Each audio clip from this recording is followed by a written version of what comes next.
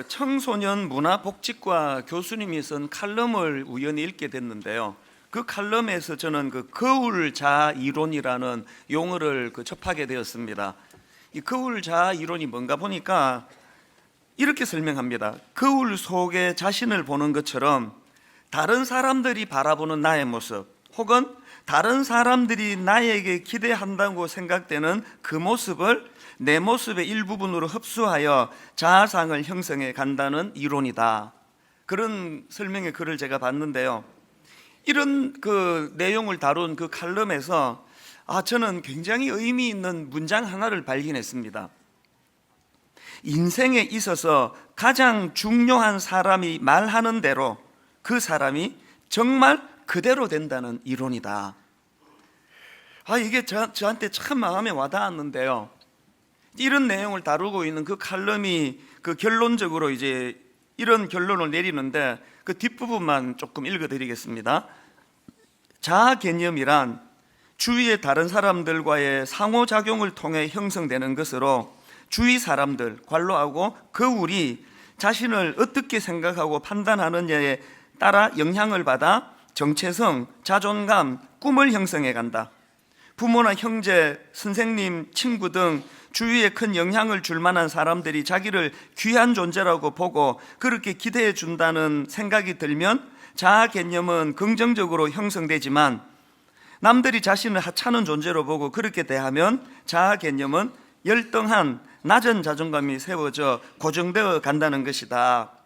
이렇게 그 거울 자아 이론을 쭉 설명하고는 이제 결론이 이렇습니다. 우리가 지녀야 할 거울은 무엇인가? 청소년들에게 희망과 격려의 말을 해주자. 신뢰와 행복을 주고받는 말을 할 수 있어야 한다.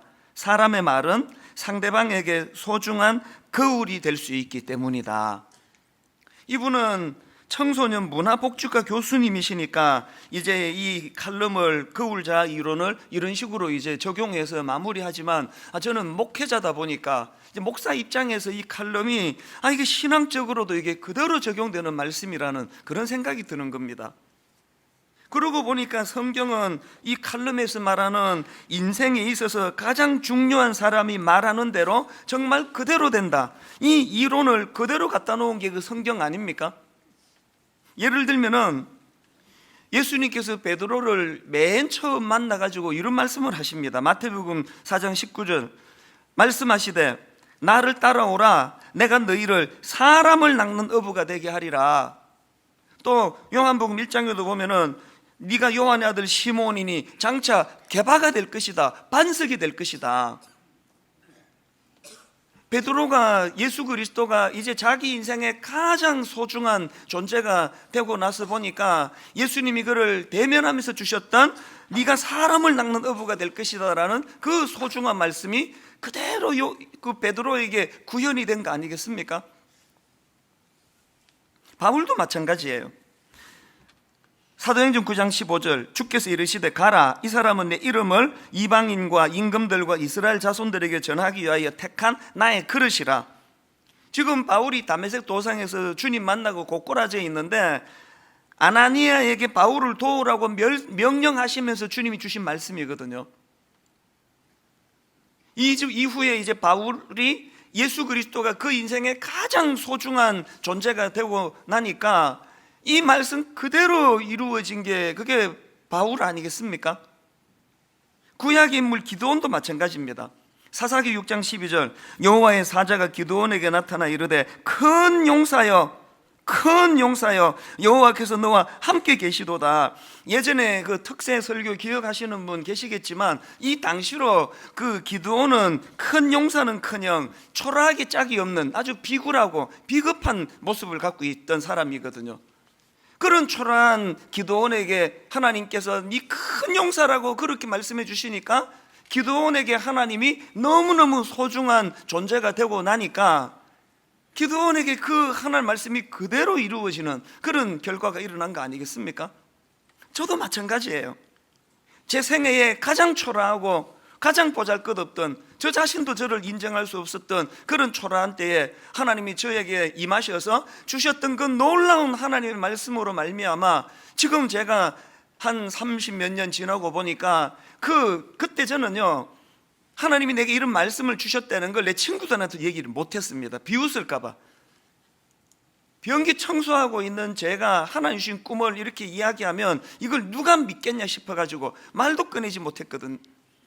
그랬는데 여러분, 30몇 년 지나가지고 제가 하나님 앞에 가슴이 벅차오르는 감격이 뭐냐 하면은요, 내가 이런 은혜를 받았다고 내 친구들한테 말하면은 다 나 비웃을 것이라고 생각하는, 제가 생각했던 거에 한 100배쯤 더 크게 저를 하나님이 사용하시고 계시다는 거예요. 이 이론이 그대로 적용되고 나타나는 게 그게 성경이고 오늘 믿는 우리들의 말씀이라는 거예요. 저는 여러분, 기왕 예수 믿는데 여러분 삶에도 이 하나님의 법칙이 그대로 나타나게 되기를 바랍니다. 그리고 그것으로 끝내는 게 아니라 그 칼럼의 맨 마지막 결론전은 청소년을 이렇게 바꾸어서 읽어봤습니다. 우리가 지녀야 할 거울은 무엇인가? 주변 사람들에게 희망과 격려의 말을 해주자. 신뢰와 행복을 주고받는 말을 할 수 있어야 한다. 사람의 말은 상대방에게 소중한 거울이 될 수 있기 때문이다. 오늘 현실적으로 교회 안에 난무하는 상대방에게 상처 주는 말, 희망을 꺾어버리는 말, 끊임없이 쏟아져 나오는 절망적인 말들, 이거는 오늘 교회가 복음의 능력이 잘 안 나타난다는 증거거든요. 새해에는 정말 우리 교회 안에 복음의 능력이 나타나서 그 수많은 가슴 답답한 여러 정상들이 보인다 할지라도 거기서 발견하는 하나님의 말씀, 그럼에도 불구하고 우리 가정은, 우리 개인은, 또 우리 교회는, 우리 조국 대한민국은 먼저 은혜 받은 예수 믿는 저와 여러분 같은 사람들의 그 건강한 입술로 말미암아 새해에는 더 큰 용기와 희망이, 그런 말들이 넘쳐나는 그런 저와 여러분 되시기를 바랍니다. 한 해가 이제 저물어 가고 있는 이 마지막 시점에 서 있는 오늘, 저는 이런 내용을 여러분과 좀 나누고 싶은데요, 정말 우리 삶에도 예수 그리스도가 내게 가장 소중한 분이 되시고, 그래서 그분이 주시는 이 놀라운 복음의 말씀들이 내게 다 능력이 되어서 이제 나도 좀 변화를 받고 싶다, 이런 꿈을 꾸신다면요, 점검해야 될 게 2가지가 있습니다. 하나님의 말씀이 성취되는 인생으로 살기 위한 2가지 점검. 첫째가 뭐냐? 이 질문을 하셔야 돼요. 나는 하나님을 신뢰하고 있는가? 왜 이걸 점검해야 된다고요? 아까 그 이론이 인생에 있어서 가장 중요한 사람이 말하는 대로 정말 그대로 된다고 한다면 전제가 뭡니까? 하나님이 말씀하시는 그대로 되기 위해서 가장 중요한 전제는 내가 하나님을 내 인생의 가장 소중한 분으로 모셔드려야 되는 이 전제가 필요한 거 아니겠습니까? 이런 점에서 오늘 본문의 주인공 모세는 참 어려움이 많았던 인물이에요. 자, 출애굽기 3장 9절 10절을 한번 보십시오. 이제 가라, 이스라엘 자손의 부르짖음이 내게 달하고 애굽 사람이 그들을 괴롭히는 학대도 내가 보았으니 이제 내가 너를 바로에게 보내어 너에게 내 백성 이스라엘 자손을 애굽에서 인도하여 내게 하리라. 지금 하나님은 애굽의 압제로 신음하는 백성들을 구원하실 계획을 세우면서 모세를 지도자로 부르고 계세요. 그랬더니 모세의 첫 반응이 이렇습니다. 11절 3번역으로요. 모세가 하나님께 아뢰었다. 제가 무엇이라고 감히 바로에게 가서 이스라엘 자손을 이집트에서 이끌어내겠습니까? 모세의 이런 부정적인 반응으로 시작해서 길고 지루한 하나님과의 그 줄당기기가 이제 시작이 되는 거 아닙니까? 그게 쭉 가가지고 오늘 본문까지 옵니다. 자, 출애굽기 4장 10절을 보십시오. 모세가 여호와께 아뢰되, 오 주여, 나는 본래 말을 잘 하지 못하는 자니이다. 주께서 주의 종에게 명령하신 후에도 역시 그러하니. 지금 모세의 그 하나님 말씀에 대한 부정적인 반응의 근원적인 포인트가 지금 하나님에 대한 불신 아닙니까? 주께서 말씀하셔도 달라질 거 하나도 없다고 나는 생각합니다. 이런 모세의 반응이 얼마나 답답하셨던지 그 다음 11절 12절 보십시오.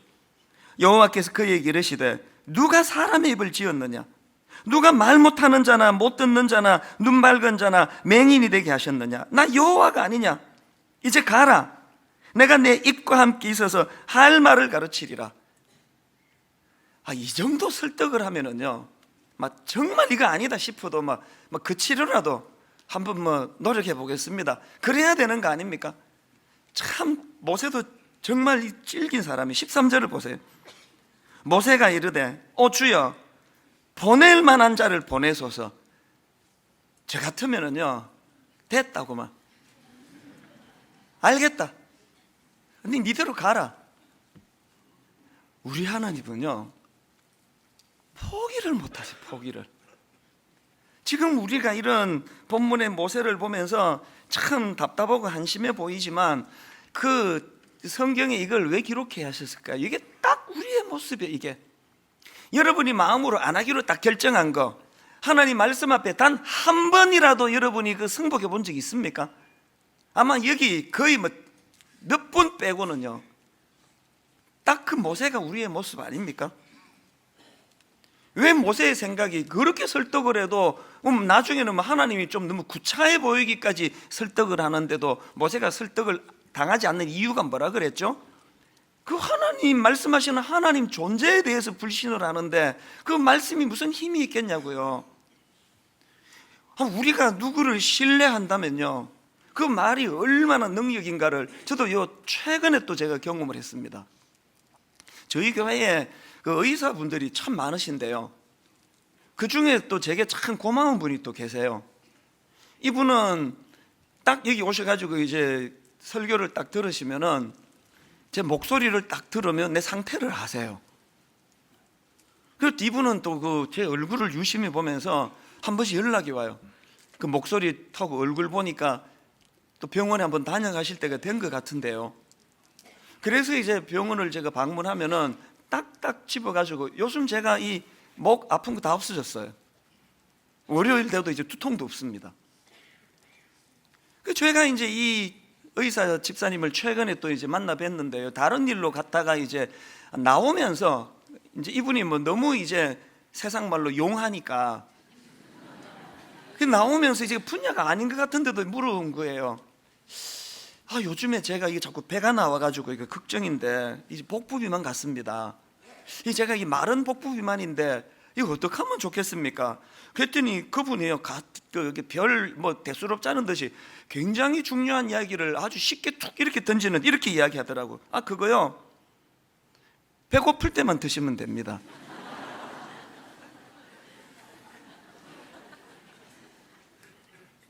그 얘기를 우리 부목사가 했으면 내가 굉장히 짜증났을 것 같아요. 그 배고플 때만 먹으면 살 빠진다는 걸 모르는 사람이 누가 있느냐고요. 그런데 여러분, 제가 이분의 존재를 믿으니까요 진짜 놀라운 일이 일어났습니다.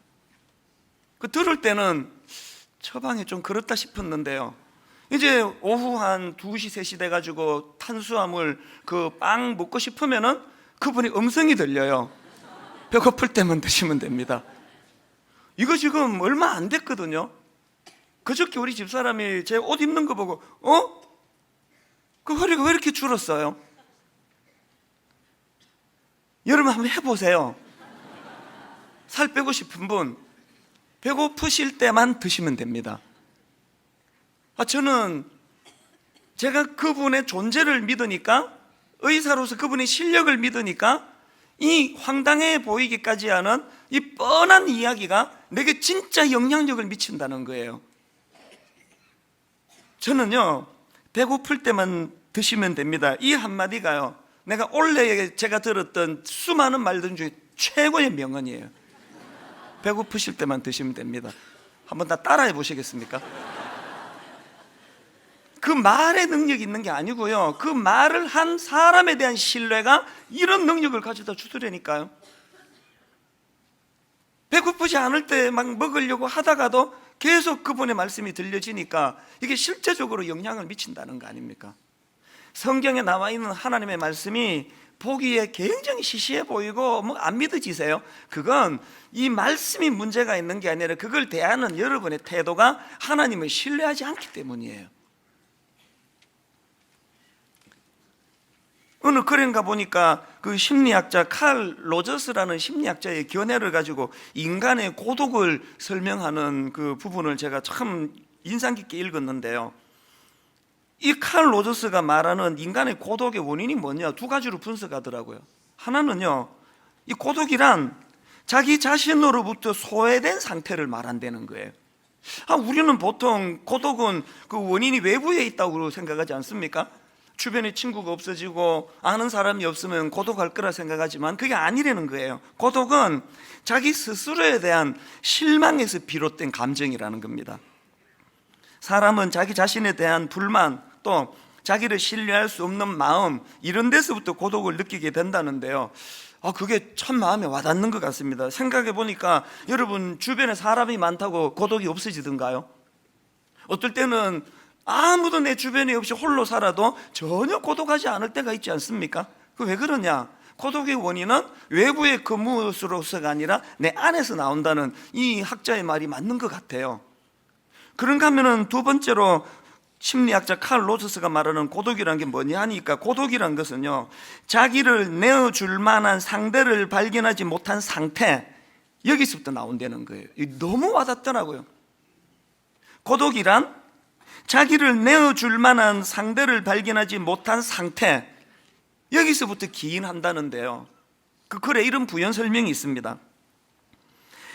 자기 전체를 내어 맡길 만한 대상, 그것이 일이든 사람이든 내가 목숨을 걸고 마지막 생을 쏟을 만한 그런 것이 없습니다. 이렇게 될 때에 불안하게 되고 자기 불신에 빠지게 되어서 고독을 느끼게 된다는 것입니다. 여러분, 고독하세요? 사람 탓하지 마세요. 불행하게도 여러분에게는 여러분 인생 전체를 내어 맡길 수 있는 그런 상대를 아직까지 발견하지 못했기 때문이에요. 이런 면에서 보면은 구약의 인물 요셉은요, 이 칼 로저스의 이론을 그대로 입증한 인물이에요. 요셉은 하나님을 자기 인생 전체를 내어 맡길 수 있는 분이라고 그렇게 믿고 따랐던 인물 아닙니까? 그랬던 요셉이기에 그 어린 나이에 가족 떠나가지고 남의 나라 그 인신매매 당해가지고 팔려가는 절망적인 상황에서도 적어도 요셉에게는 상처나 고독이 자리 잡지를 못했고요. 그 낯선 곳에서 그 이상한 여자 만나가지고 그런 끔찍한 누명을 써 감옥에 들어가는 순간에도 요셉에게 적어도 그 홀로 지내는 그 감옥 안의 생활이 그로 하여금 상처와 고독을 가져다 주지 못했다는 거예요. 그 모든 원인이 바로 하나님에 대한 신뢰. 무슨 근거로 그렇게 얘기하느냐? 여러분 다 아시는 말씀 아닙니까? 창세기 50장 20절. 당신들은 나를 해하려 하였으나 하나님은 그것을 선으로 바꾸사 오늘과 같이 많은 백성의 생명을 구원하게 하시려 하셨나니, 이게 하나님을 향한 자기 인생 전부를 하나님께 내어 맡긴 사람만이 할 수 있는 고백 아닙니까? 이런 요셉의 태도가 어떤 경우에도 그를 고독하지 않은 인생으로 만드는 능력이었다는 것입니다. 여러분, 요셉의 이런 믿음이 그 삶에 얼마나 큰 능력을 발휘했는지 아십니까? 여러분 혹시 요셉이 남긴 유언 혹시 아세요? 요셉이 맨 마지막에 한 그 유언이 뭔지 아십니까? 요셉이 임종을 앞두고 한 마지막 말은 창세기 50장 24절 25절에 나오는데요. 자, 세 번역으로 한번 보십시오. 요셉이 자기 친족들에게 말하였다. 나는 곧 죽는다.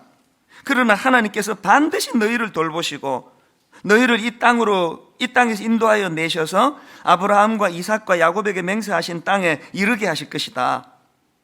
요셉은 이스라엘 자손에게 맹세를 시키면서 일렀다. 하나님께서 반드시 너희를 돌보실 날이 온다. 그때 너희는 나의 뼈를 이곳에서 옮겨서 그리로 가지고 가야 한다. 그리고는 26절에서 요셉이 110세에 죽음에, 여러분 이 요셉이 마지막 남긴 그 유언 같은 핵심 두 마디가, 반복되는 두 마디가 이거 아닙니까? 하나님께서 반드시 너희를 돌보시고, 또 하나님께서 반드시 너희를 돌보실 날이 온다. 요셉이 막 그렇게 외롭고 고독하고 힘들 때뿐만이 아니고, 사람이 뭐 어디 화장실 갈 때 마음, 나올 때 마음 다르다 그러지만 요셉은 총리 대신이 되고 나서도 한결같이 여호와 하나님을 자기 인생 전부를 맡길 만한 분이라고 신뢰하고 따르니까 마지막에 이런 고백을 할 수 있는 거 아닙니까? 이제 오늘 한 해가 마무리되는 밤이니까요, 저녁에 여러분 주무시기 전에 애들 다 불러 모으셔가지고 맨 마지막으로 원래 아빠가 마지막 한마디 한다 그러면서 이 두 마디 하고 주무세요. 하나님께서 반드시 너희를 돌보시고, 알겠니? 그 다음에 하나님께서 반드시 너희를 돌보실 날이 온다. 이런 하나님 향한 신뢰가 계속 우리에게 누적됨으로 말미암아 우리도 요셉처럼 우리 인생이 마무리될 때 우리 자녀 손들에게 참 현실이 어려운 그들을 향하여 그들을 말씀으로 안심시켜주고 말씀으로 안돈시켜주며 그렇게 어른답게 그렇게 인생을 마무리하는 저와 여러분 되시기를 바랍니다. 그런가 하면은 두 번째로 하나님의 말씀이 성취되는 인생이 되기 위한 두 번째 점검이 있는데 이 질문을 던지셔야 됩니다. 나는 하나님을 더 의식하는가, 사람을 더 의식하는가? 지금 본문에서 모세가 하나님께 보인 불순종의 그 모습은 하나님보다 사람을 더 의식하는 태도에서 나온 것이라고 제가 발견했는데, 어떻게 발견을 했느냐? 오늘 본문 바로 앞에 그 출애굽 2장에 보니까 모세의 이런 모습이 나옵니다. 2장 11절입니다. 모세가 장성한 후에 한 번은 자기 형제들에게 나가서 그들이 고되게 노동하는 것을 보더니 어떤 애굽 사람이 한 히브리 사람 곧 자기 형제를 치는 것을 본지라. 그랬더니 12절을 보십시오. 모세의 모습을 보세요. 좌우를 살펴 사람이 없음을 보고 그 애굽 사람을 쳐 죽여 모래 속에 감추니라. 그리고는 이제 그런 해서는 안 되는 짓을 저지르고는 그 다음 출애굽 2장 14절 그가 이르되 누가 너를 우리를 다스리는 자와 재판관으로 삼았느냐? 네가 애굽 사람을 죽인 것처럼 나도 죽이려느냐? 그랬더니 모세가 두려워하여 이르되 일이 탈로 되었도다. 위에 계신 하나님을 의식하지 못하고 주변에 있는 사람만 안 보면 된다는 생각을 했기 때문에 이런 끔찍한 악한 짓을 저질렀고 그 결과는 두려움이에요. 두려움. 한 해를 돌아보면 이게 딱 우리의 모습 아닙니까? 목사인 제가 부끄럽고 또 부끄러운 게 이거예요. 지난 한 해 얼마나 많이 위에 계신 하나님은 의식하지 않고 그 김 집사님 이걸 어떻게 생각할까? 우리 그 장로님이 이걸 어떻게 생각하지? 우리 부목사들이 이런 걸 보고 어떻게 생각할까?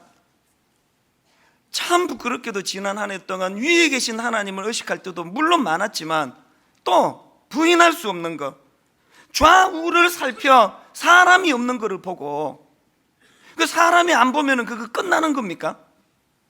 여러분 이렇게 왜 자꾸 마음이 불안하고 두려운지 아세요? 성경에서 말하기를 그 마음의 불안과 두려움은 하나님 의식하기보다는 사람만 의식해서 두리번거리는 그 태도에서 나온다고 그렇게 말씀하고 있는 거 아닙니까? 에스겔 2장에 보면은요, 그 하나님의 말씀과 사람의 말이 대조되면서 그 나타나는 말씀이 있는데요. 자, 에스겔 2장 1절 2절을 한번 보십시오. 그가 내게 이르시되 인자야 네 발로 일어서라 내가 너에게 말하리라 하시며, 여기 하나님 말씀이 나옵니다. 내가 너에게 말하리라 하시며, 그랬더니 2절 그가 내게 말씀하실 때에 그 영이 내게 임하사 나를 일으켜 내 발로 세우시기로. 내가 그 말씀하시는 자의 소리를 들으니, 여기 보니까 하나님의 말씀에 경청을 할 때 상징적인 언어가 나타나죠. 나를 일으켜 내 발로 세우시기로, 이런 결과가 나타났습니다. 여기에 반해서 6절을 한번 보십시오. 인자야 너는 비록 가시와 찔레와 함께 있으며 정갈 가운데 거주할지라도 그들을 두려워하지 말고, 그 다음 보세요. 그들의 말을 두려워하지 말지어다.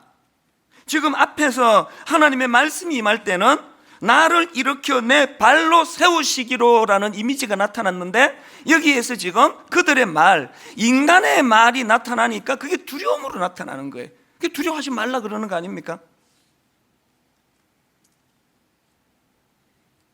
여러분 지난 한 해 그 주변의 인간의 말 때문에 상처받고 아파하고 두려워하고 잠을 이루지 못했던 얼마나 수많은 시간들이 있습니까? 억울하지 않으세요?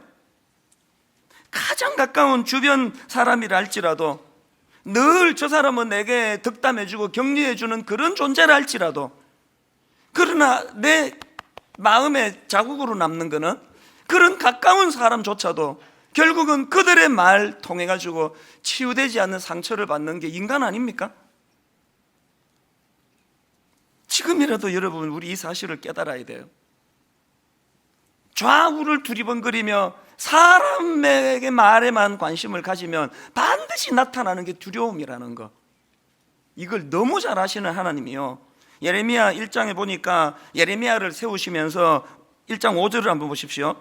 내가 너를 모태에 짓기 전에 너를 알았고, 네가 배에서 나오기 전에 너를 성별하였고, 너를 여러 나라의 선지자로 세웠노라 하시기로. 그랬더니 이 놀라운 하나님의 말씀 앞에 예레미야의 반응을 한번 보세요. 6절, 내가 이르되 슬프도소이다 주 여호와여, 나는 아이라 말할 줄을 알지 못하나이다. 여러분, 이거 아세요? 사람만 의식하고 사람의 시선만 자꾸 기웃거리는 사람은요, 이 놀라운 하나님의 말씀이 매주일 선포되는데, 선포되는 그 말씀이 영향력이 하나도 없어요. 영향이 없는 정도가 아니라 어떨 땐 그게 날 슬프게 만드는 거예요. 그랬더니요, 하나님이 정확하게 그 예레미야의 문제를 아시고 8절에 이렇게 말씀하십니다. 너는 그들 때문에 두려워하지 마라. 내가 너와 함께하여 너를 구원하리라. 나 여호와의 말이니라. 지금 예레미야가 하나님 주시는 사명 앞에 나는 슬프도소이다, 나는 말할 줄 모릅니다, 이렇게 이야기하니까 하나님께서 뭐라고 진단해 주십니까? 너는 그들 때문에 두려워하지 말라. 하나님의 진단은 뭐예요? 네 모든 그 두려움의 원인은 사람을 의식하기 때문이다. 말할 줄 모른다는 건 뭘 이야기합니까? 상대방이 누굽니까? 사람이잖아요. 사람이 평가할 거 아닙니까? 사람이 나를 좋게 평가하지 않을 거라는 그런 부정적인 생각을 하나님이 지적해 주시는 거예요. 여러분, 두려우세요? 저도 두렵습니다. 내년을 생각하면 목회가 막막해요. 15년, 16년, 17년 갈수록 성도들은 이제 그저 익숙한 패턴에 말씀은 말씀대로, 또 삶은 삶은 대로 이게 자꾸 분리가 될 텐데, 잠이 안 올 만큼 저도 두려워요.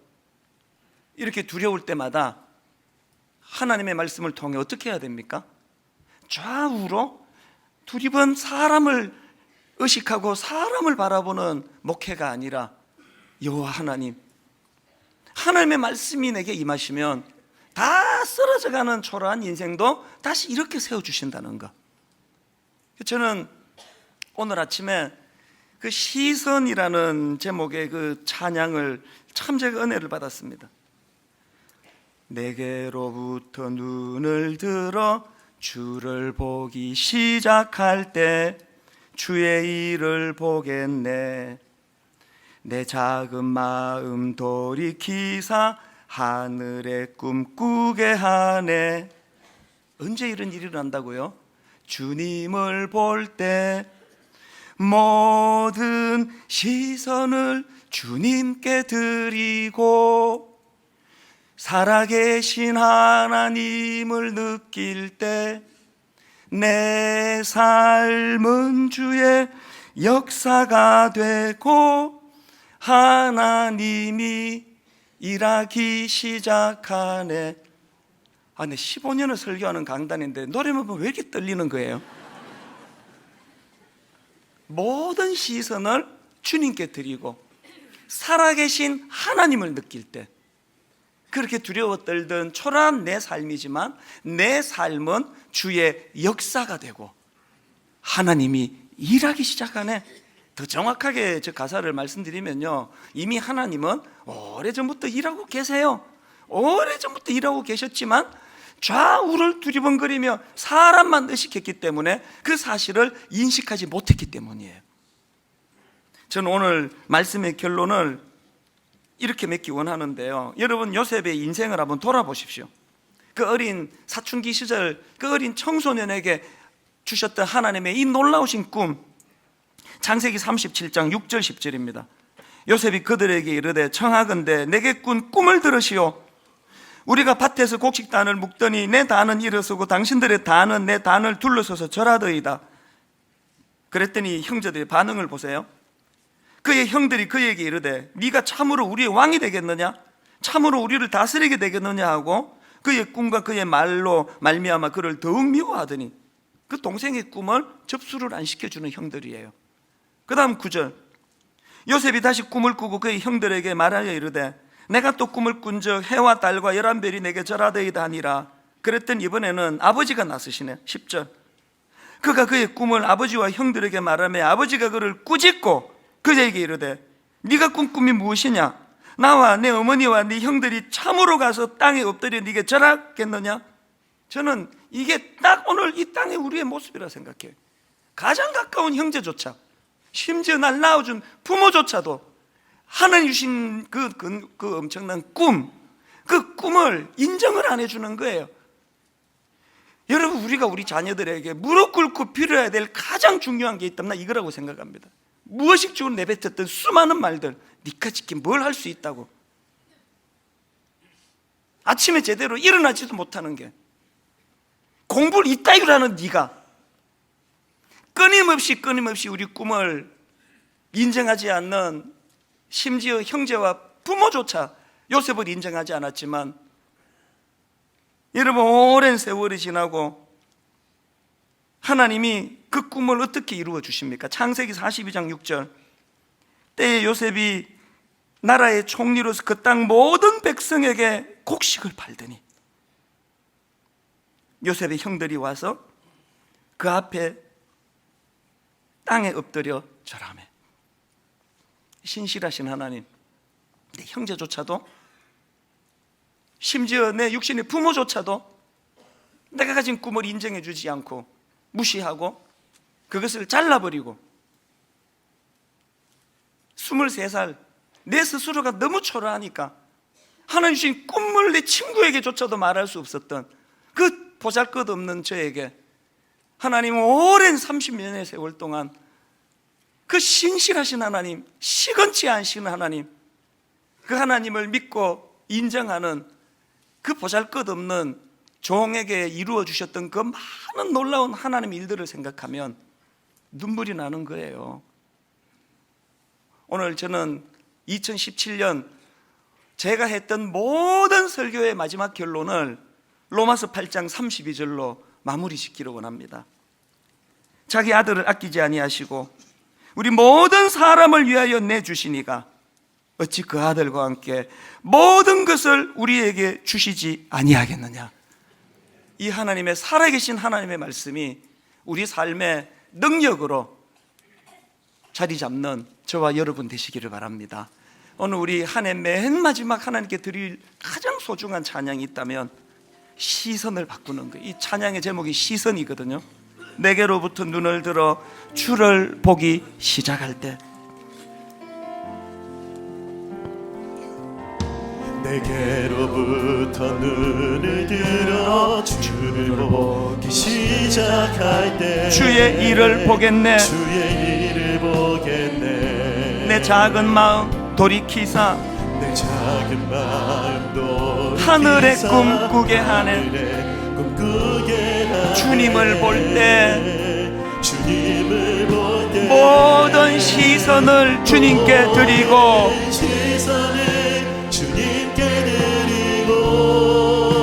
살아계신 하나님을 느낄 때 내 삶은 주의 역사가 되고 하나님이 일하기 시작하네. 성령이 나를 변화시켜 모든 두려움 사라질 때 주의 일을 보겠네. 황폐한 땅 한가운데서 주님 마음 알게 되리. 주님을 볼 때 모든 시선을 주님께 드리고 전능하신 하나님을 느낄 때 세상은 주의 나라가 되고 하나님이 일하기 시작하네.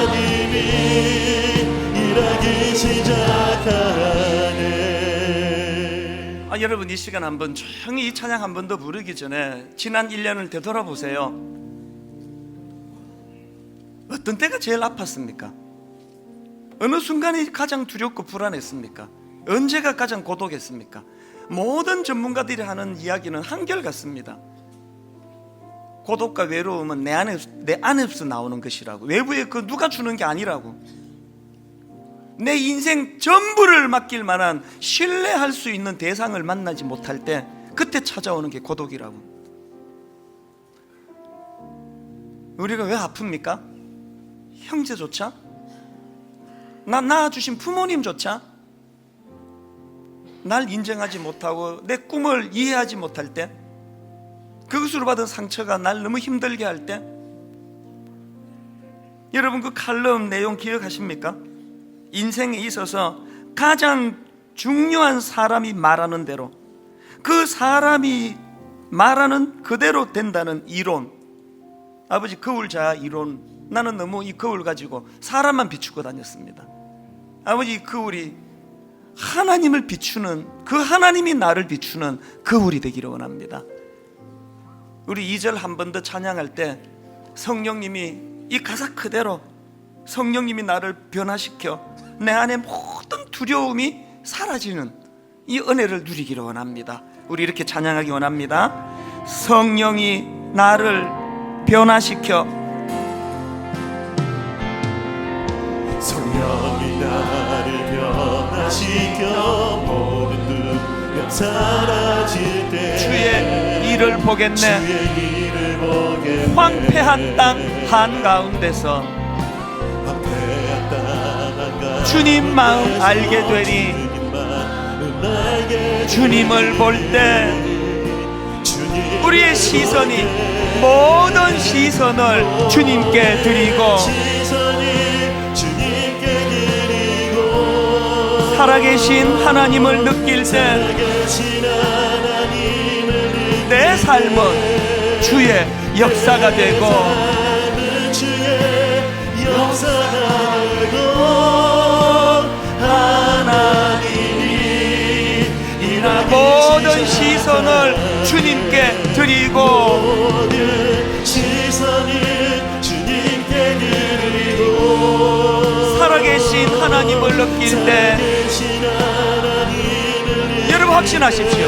내 삶은 주의 역사가 되고 주의 역사가 하나님이 일하기 시작하네. 보라 하나님 구원을, 하나님 구원을 보라 하나님 능력을, 너희를 위해서 싸우시는 주의 손을 보라. 주의 손을 보라. 뭘 보기 원하십니까? 보라 하나님 능력을, 너희를 위해서 싸우시는 주의 손을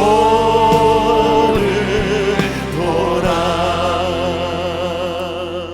여러분 한 해를 마무리한 이 시점에서 정확하게 우리의 상황을 진단해 주시는 말씀을 들었지 않습니까? 하나님 주님 말씀 가지고 하나님, 내 두려움의 실체를 찾았습니다.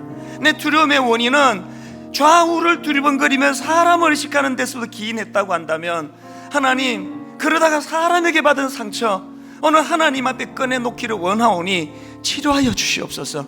잠을 이루지 못했던, 아팠던 그 많은 인간의 말들 하나님, 하나님의 말씀으로 다 치유되기를 원하는데, 내년 새해에는 그 살아계신 하나님께로 내 시선이 옮겨가기를 원합니다. 우리 한 목소리로 통성으로 같이 자기를 돌아보며 기도하기 원합니다. 살아계신 하나님 아버지, 우리에게 있는 그 시선을 주님 앞에 올려드리며 주님을 바라보며 주의 은혜를 구합니다.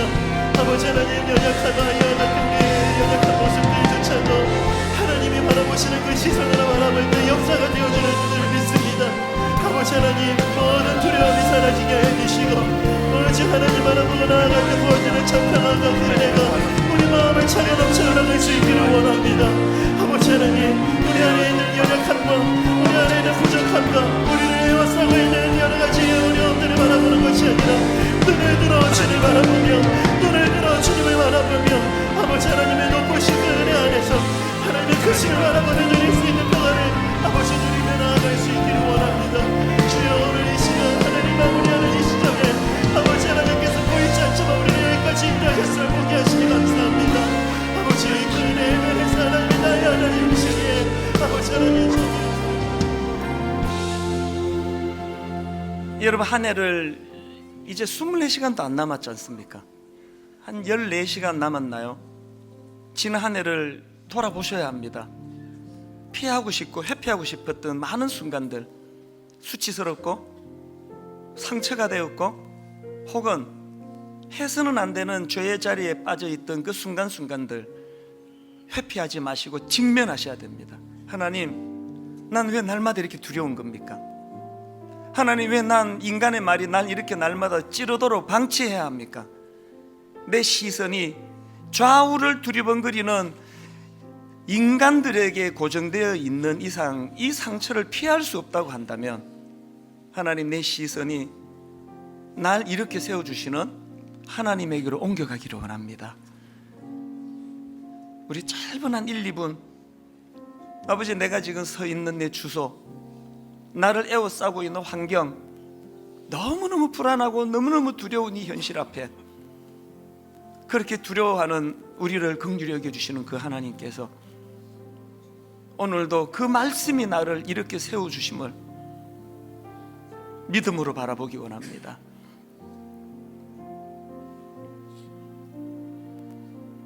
매 예배 때마다 싸매어 주시고 싸매어 주시고 싸매어 주시는 그 은혜가 있었기에 오늘 우리 여기까지 올 수 있게 됐다고 저는 믿습니다.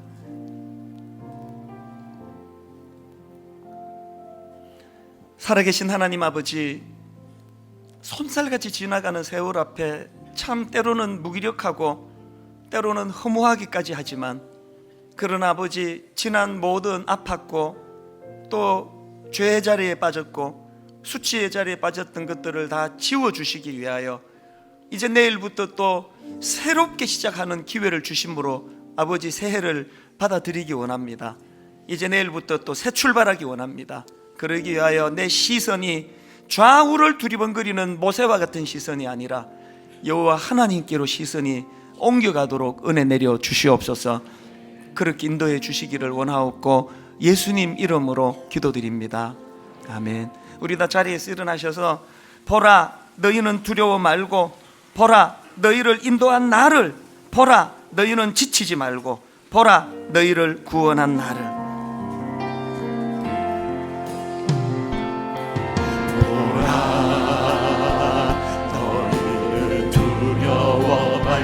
보라, 너희를 인도한 나를, 보라, 너희는 지치지 말고, 보라, 너희를 구원한 나를. 여러분, 이렇게 선포하십시오. 너희를 치던 적은 어디 있느냐? 너희를 억누르던 원수는 어디 있느냐? 원수는 어디 있느냐? 보라, 하나님 구원을, 보라, 하나님 능력을, 너희를 위해서 싸우시는, 위해서 싸우시는 주의 손을 보라.